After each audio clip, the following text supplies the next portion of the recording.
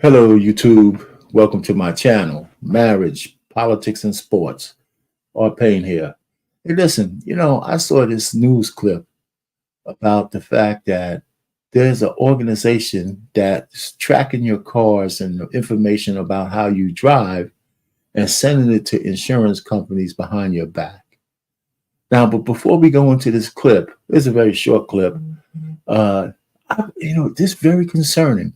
I did a show on the Black Man Unfiltered Network about the First, Fifth, and the Eighth Amendment and how it's being violated in certain high-profile cases. Before we get into the small clip, I'd like you to like, share, and subscribe to my channel. That's first. And if you can, if you have commentary, I'd like you to comment on what you see, because the Fourth Amendment is also and has always pretty much been under attack for years.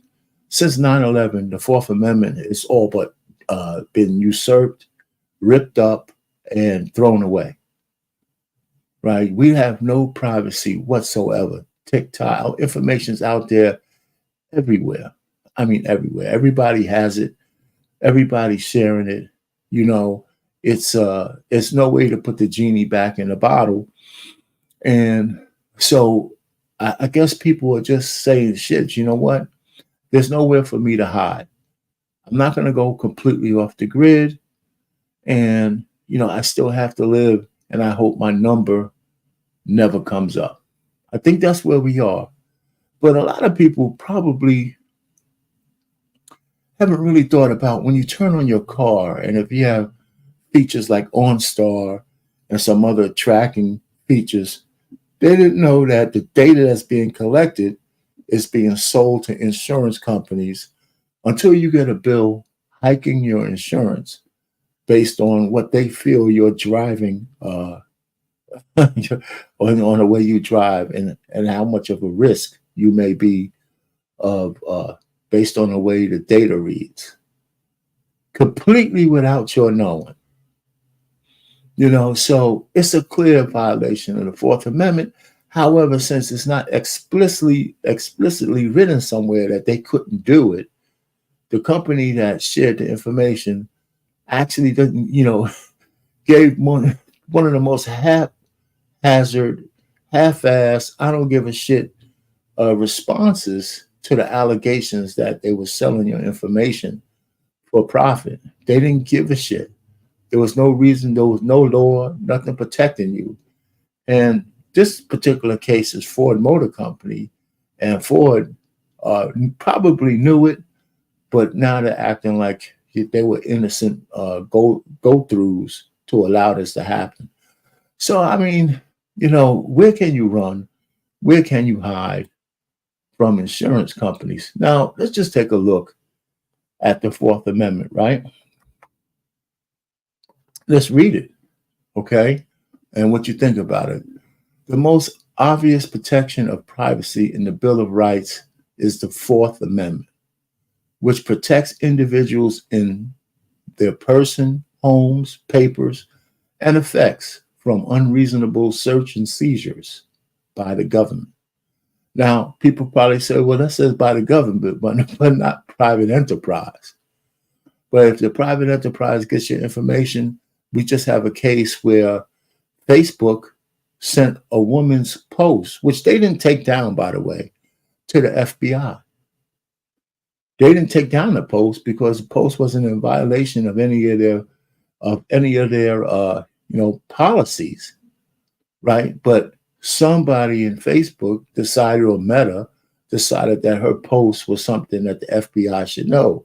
Now, I don't know what the post said, but if it was something that egregious, don't you think they would have took it down? Now, that's not the, so it's and they freely gave her information, where she lived, everything, to the FBI.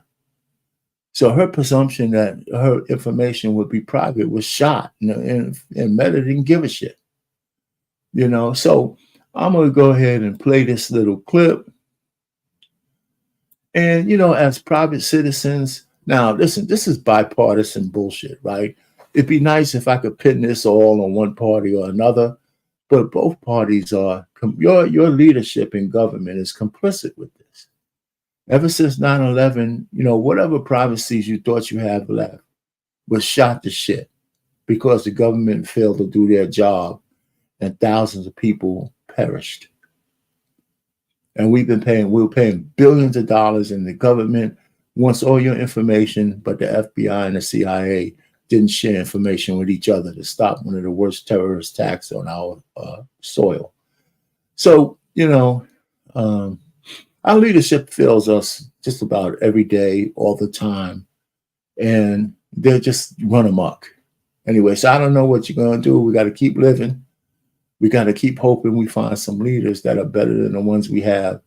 And of course, we got to get younger. We got to get from the top. We got to get rid of all these old fogies. They got to get voted out of office. And we got to start looking at term limits and new thinking. So without further ado, I'm going to play this clip. It's very short. It's like 3 minutes plus. And you tell me what you think in the comment section. Please like, share, subscribe to my channel. And this is my political part, One more thing, and here's a good thing for you. Everybody should be thinking that if you had the power, what laws would you change? What laws would you change? Which laws would you, which amendments would you protect? There's so much that we need to do. All the politicians that you're, put into office, do they meet any of the criteria you're looking for? You know what I'm saying? Do they do anything for you other than just exist and become millionaires while they're in office? Anyway, so without further ado, let's go. Listen up. Your car could be spying on you, and at least one automaker is sharing that information with insurance companies. I'm George Estevez in for Justin Farmer. Good afternoon, everyone. I'm Linda Stouffer. A Henry County woman learned it was happening to her when her insurance bill skyrocketed, and now she's warning others about the issue. New at 6, Channel 2 consumer investigator Justin Gray is live with how you can find out if your data has also been shared. Justin. Yeah, Linda, Tanika Clay requested her LexisNexis consumer file. This is it.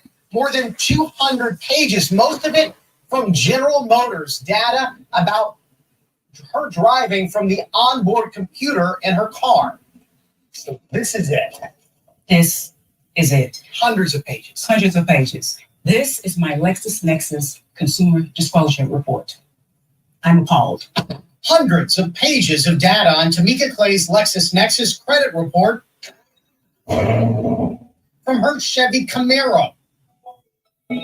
Connecting to OnStar. She's learned the OnStar system is tracking things like acceleration events, high-speed events, and hard brake events. And GM shared 603 of those entries with data brokers. OnStar app, you're thinking safety and if it gets stolen, but certainly not spying on me and sending information to the insurance company. It's the exact same scenario described in this proposed class action lawsuit filed just one day after Clay received her LexisNexis report this month.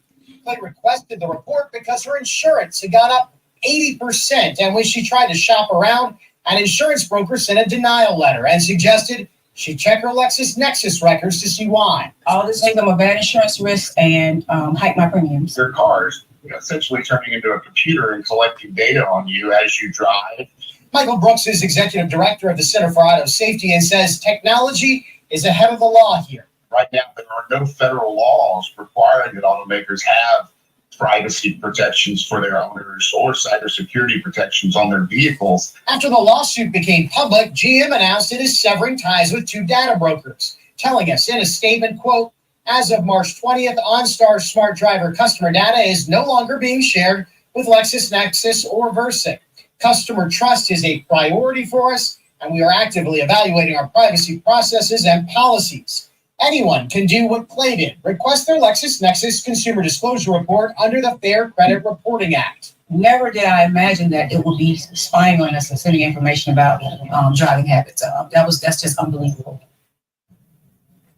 Now, we also reached out to LexisNexis, who tells us in a statement, quote, telematics-based insurance. Before we go on, listen to the LexisNexis not apology, but their explanation. And essentially, You can almost feel the middle finger going up when they do it. Just check it out. Insurance programs can be extremely valuable in helping consumers improve their driving and lower risk. We utilize various channels for consumers to request a copy of their LexisNexis Consumer Disclosure Report and to dispute any data on that report that the consumer feels is inaccurate. And it's not just GM sharing data. In fact, LexisNexis in a 2020 press release said that more than 10 million cars they're getting data from, and they have contracts with 5 of the 10 top insurance companies. Again, you can request a copy of your LexisNexis Consumer Report free of charge and see if your data is being collected. Reporting live in Midtown, Justin Gray, Channel 2 Action News. Now think about that. Think about that. You know, the report, okay, now you have the knowledge that they were sharing your data, right? But who gives a shit about that? Once your data's out there, it's out there. And so how are you going to ferret through the data and say, well, I don't agree with this, I don't agree with that? You can't even really, in your heart of hearts, think you could protest what the data says, because the data is based on the actual information that your car provides. So if your car is functioning properly, it's going to give them the data that they're looking for. Now, one, why is that data being tracked in the first place? And is GM not complicit in that? What difference does it make how many times you hard brake? If you were doing that for technical reasons, and so they know whether their braking system wears out over a certain amount of hard brakes, okay, that could be a justification. But why would they put these data centers in there and allow those data centers to sell that information to insurance companies? Now, every so often, all of us get this privacy document that I bet you most of us don't read about opting in and opting out. I haven't seen one in a while, so I guess most people say, well, shit, we don't give a shit whether you want to opt in or opt out. We're going to use your data anyway. But, so we used to get that. I know you get it from banks. You get that information from other lending and other institutions that collect data on you, telling you how they're going to protect it or not protect it, who they're going to share it with, who they won't share it with. And it's kind of, sometimes it's just all gobbled up the way they word this goddamn thing. So essentially, there were no protections whatsoever from LexisNexis. And with all the cybersecurity shortfalls we have, there's no way that data probably didn't fall into the hands of nefarious people, right? We already know that based on our cars, there's people who could take over how those cars operate when you're on the road. So I'm just telling you, the technology has gone so fast and the government is slow to catch up. But even if they did, we could almost bet on them not doing the right thing. You know what I'm saying? It's either they want to ban something altogether, or if they want to, when it comes time for lawmakers to do the right thing, for the most part, the laws that they put in place are either pandering to certain groups, too lenient for certain things for to be effective, or too draconian, and the unintended or intended consequences are disastrous. We got a whole bunch of idiots in Congress and in the Senate.